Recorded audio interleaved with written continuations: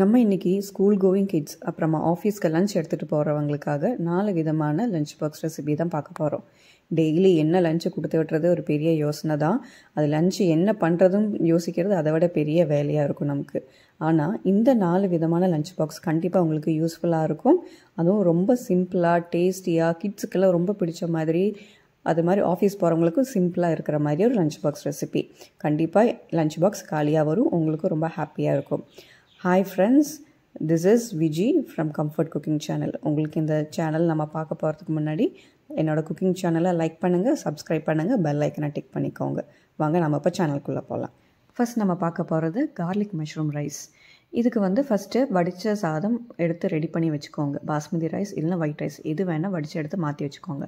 அதுக்கப்புறமா ஒரு கடாயில் 1 டீஸ்பூன் பட்டர் ஆட் பண்ணி நல்லா உருகினதுக்கப்புறமா கொஞ்சமாக பூண்டு, 1 டீஸ்பூன் பூண்டு நல்லா குட்டி குட்டியாக எடுத்து கட் பண்ணி எடுத்துக்கோங்க. ஏன்னா குழந்தைங்களுக்கு வாயில் பட்டால் கடிக்கிற மாதிரி இருந்தால் சில குழந்தைங்க சாப்பிட மாட்டாங்க. ஸோ உங்களுக்கு ஏற்ற மாதிரி நீங்கள் குட்டி குட்டியாக கட் பண்ணி போட்டு அந்த வெண்ணெயில் நல்லா வரட்டும். அந்த பூண்டு நல்லா வறுப்பட்டு வந்ததுக்கப்புறமா கொஞ்சமாக வெங்காயம், அந்த வெங்காயத்தையும் போட்டு இந்த வெங்காயம் பூண்டு ரெண்டும் வெண்ணெயில் நல்லா வதங்கி நல்லா வரணும். அந்த வெங்காயம் நல்லா அதோட டிரான்ஸ்பரண்ட் கலர் வரும்னு சொல்லுவாங்களே, அந்த மாதிரி அந்த வெங்காயம் நல்லா வதங்கி வர்ற அளவுக்கு நல்லா வதக்கிக்கோங்க.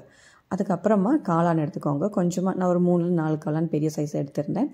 அதையும் போட்டு அதுக்கப்புறமா 1 டீஸ்பூன் ஒரேகானோ. அதுக்கப்புறமா இந்த சாப்பாடு ஆல்ரெடி உப்பு போட்டு தான் நான் வடித்து எடுத்தேன். ஸோ அதனால் இப்போது இந்த காளானுக்கு மட்டும் தேவையான அளவுக்கு உப்பு போட்டு நல்லா மிக்ஸ் பண்ணிக்கோங்க. இந்த உப்பு, ஒரேகானோ, இந்த காளான் எல்லாம் அந்த வெண்ணெயில் நல்லா வதங்கி வரணும். வதங்கும் போதே நம்ம காளான்லேருந்து கொஞ்சம் தண்ணி வரும். ஸோ அந்த தண்ணியிலே ஒரு 5-7 நிமிஷத்துக்கு நல்லா வதங்கிடும். பார்த்திங்கன்னா நல்லா வதங்கி வருது. நடுவில் நல்லா வதக்கி விட்டுக்கோங்க. ஏன்னா அந்த வேகிறதுக்கு தண்ணி விடுறதுக்கு முன்னாடி கொஞ்சம் அடிப்பிடிக்கிற மாதிரி இருக்கும் ஒரேகானோ எல்லாம் போட்டதுனால.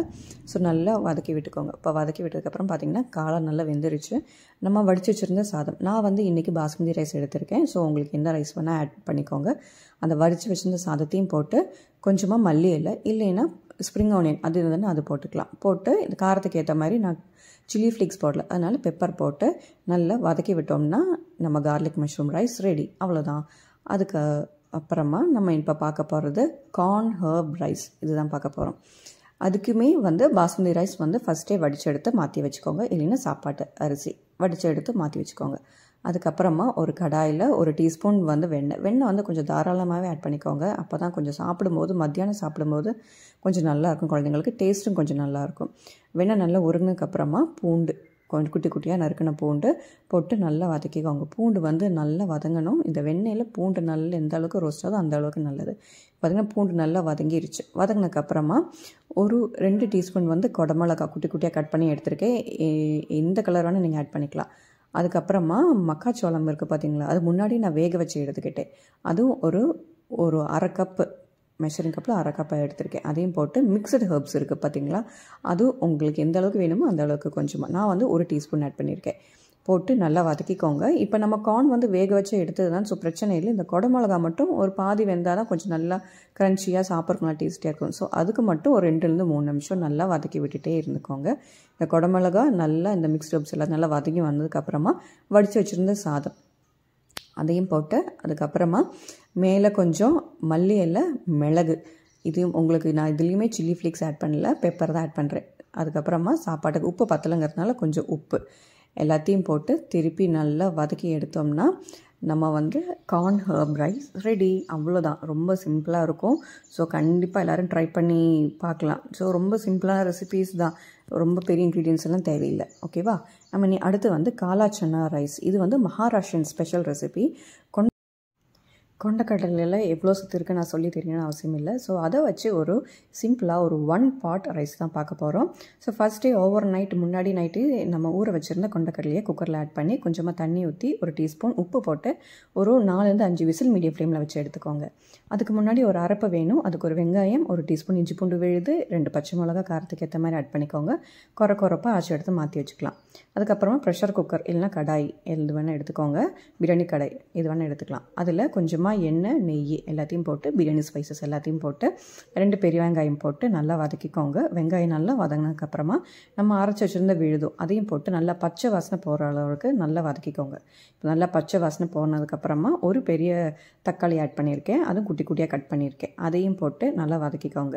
இந்த வெங்காயம் தக்காளி எல்லாம் நல்லா வதங்கணும். ஸோ அதுக்கு வந்து கொஞ்சம் மஞ்சத்தூளும் உப்பும் போட்டு 2த்தையும் நல்லா வதக்கிக்கோங்க. நல்லா பச்சை வாசனை போகிற அளவுக்கு தக்காளி வெங்காயம் எல்லாம் நல்லா வெந்து வந்ததுக்கப்புறமா நம்ம வேக வச்சுருந்த கொண்டக்கடலை அதையும் போட்டு ஒரு கைப்பிடி நிறைய உருளைக்கிழங்கு ஆட் பண்ணியிருக்கேன், அதையும் போட்டு அப்புறமா ஒரு கைப்பிடி நிறைய புதினா இலை, ஒரு கைப்பிடி நிறைய மல்லி இலை, அதுக்கப்புறமா ஒரு 2லேருந்து 3 டீஸ்பூன் வந்து தயிர், இதையும் 3த்தையும் போட்டு நல்லா வதக்கிக்கோங்க. இது நல்லா மிக்ஸ் ஆகி வரணும். உருளைக்கிழங்கு ப்ரெஷர் குக்கரில் வச்சிங்கன்னா பிரச்சனை இல்லை, ஒரு 2 வதக்கி எண்ணெய் பிரிஞ்சு வந்ததுக்கப்புறம் நம்ம போட்டுக்கலாம்.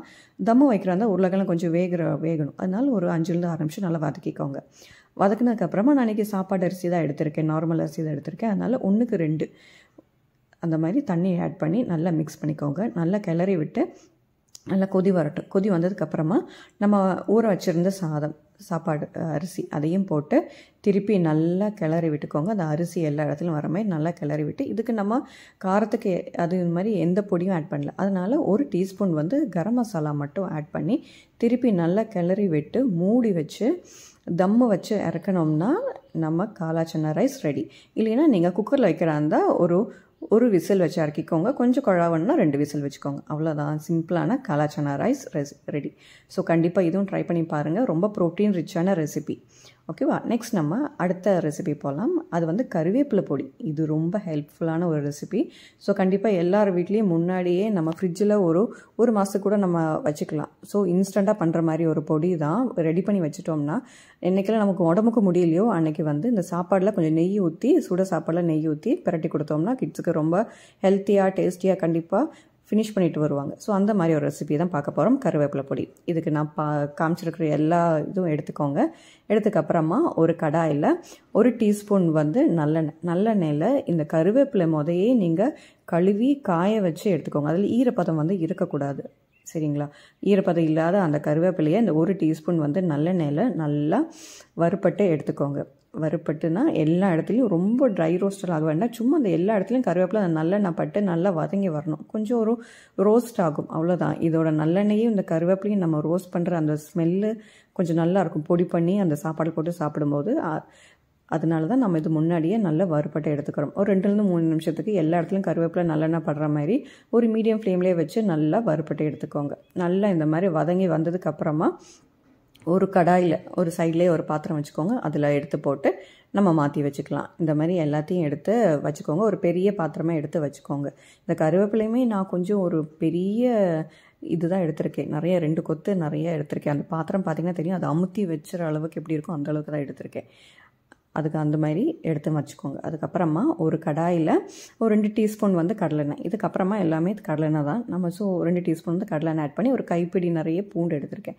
பூண்டை போட்டு நல்லா லோ ஹீட்லேயே வச்சு நல்லா இந்த மாதிரி ரோஸ்ட் ஆகிற வரைக்கும் நல்லா வதக்கிக்கோங்க.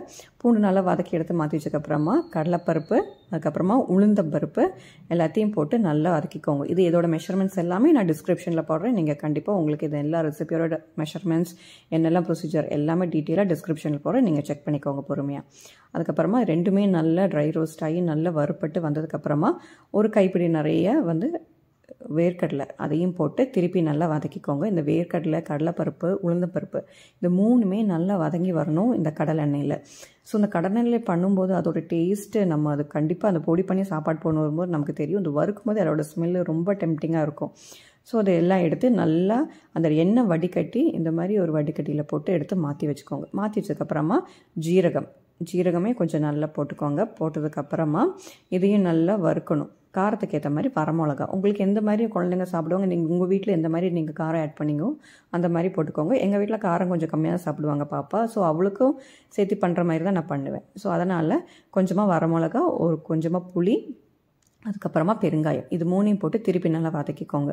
வதக்கினதுக்கப்புறமா ரொம்ப வறுப்பண்ண தேவையில்லை, ஒரு 2 நிமிஷம் வதக்கினதுக்கப்புறமா நம்ம முன்னாடி வறுத்து வச்சுருந்த எல்லாத்தையும் போட்டு நல்லா திருப்பி வதக்கிக்கோங்க. 2 நிமிஷம் இது வதக்கினதுக்கப்புறமா கருவேப்பிலை நம்ம முன்னாடி வறுத்து வச்சுருந்தோம்ல அதையும் போட்டு திருப்பி மிக்ஸ் பண்ணி நல்லா ஒரு 2 நிமிஷம் இரும்பு கடாயினால் நான் அப்போவே ஸ்லீம் ஆஃப் பண்ணிக்கிறேன். ஆஃப் பண்ணி இதுக்கு தேவையான அளவுக்கு உப்பும் போட்டு திருப்பி நல்லா அதை மிக்ஸ் பண்ணி எடுத்துக்கலாம். மிக்ஸ் பண்ணி இது நல்லா ஆற விடுங்க. நல்லா ஆற விடுங்க. நல்லா விரித்து வச்சு ஒரு பெரிய பாத்திரத்தில் போட்டு நல்லா விரித்து வச்சு நல்லா ஆற விடுங்க. ஆற வச்சதுக்கப்புறமா இப்போ காலையில் நம்ம வறுத்து வச்சோம்னா சாயங்காலம் நம்ம அரைச்சா போதும். பார்த்தீங்களா, இப்போ நல்லா காலையில் நான் வறுத்து வச்சது, சாயங்காலம் தான் நான் அதை கிரைண்ட் பண்ண போகிறேன். இது மிக்சியில் கூட நீங்கள் பண்ணிக்கலாம். இப்போ தேவையான அளவுக்கு உப்பு போட்டுக்கிறேன். உப்பு போட்டு நல்லா மிக்ஸ் பண்ணதுக்கப்புறமா நம்ம மிக்சியில் கொஞ்சம் கொஞ்சமாக ஆட் பண்ணி நல்லா ஃபஸ்ட்டு அரைக்கும் போது கொஞ்சம் இதாக இருக்கும். அரைச்சதுக்கப்புறமா அதை திருப்பி ஆற விட்டோம்னா அது பொடி மாதிரி ஆயிரும். இட்லி பொடி அந்த மாதிரி ஆயிரும். அதுக்கப்புறமா கொஞ்சம் கொஞ்சமாக மிக்சியில் ஆட் பண்ணி நம்ம வறுத்து வச்சோம்னா சிம்பிளாக பண்ணக்கூடிய கருவேப்பிலை பொடி இன்ஸ்டண்ட்டாக பண்ணுற மாதிரி இருக்கும்.